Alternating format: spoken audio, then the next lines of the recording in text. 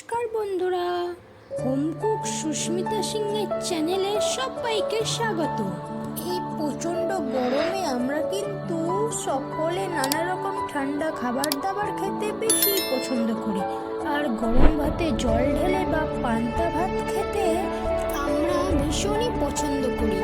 আর পান্তা ভাত এমনই একটি খাবার আমরা মনে করি যেটি বছরের পর বছর মানুষ খেয়ে আসছে। তবে এক একজন মানুষ এক এক রকম উপকরণ দিয়ে পান্তা ভাত খেয়ে অভ্যস্ত। আমি আজকে আপনাদের সঙ্গে পান্তা ভাতের থালি শেয়ার করছি। আর এই থালিতে কি কি আছে সেটা দেখতে গেলে অবশ্যই পুরো ভিডিওটা দেখতে থাকুন। একটি বড় সাইজের আলু আমি পাতলা পাতলা করে কেটে নিয়েছি। কড়াইয়ে তেল দিয়ে আমি আলুগুলোকে ভালো করে ভেজে নিয়েছি।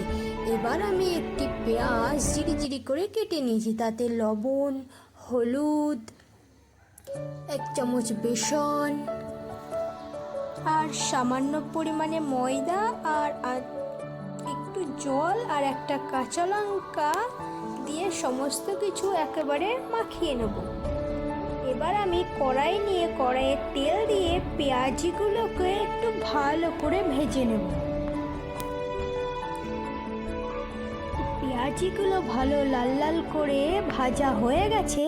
এবার আমি একটি পাত্রে তুলে রাখবো।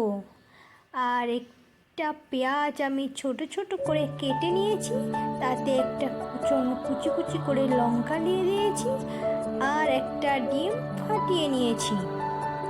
ডিমটাকে ভালো করে মিশিয়ে নিয়ে কড়াইয়ে তেল গরম করে এবার একটু আমি ভেজে নেব।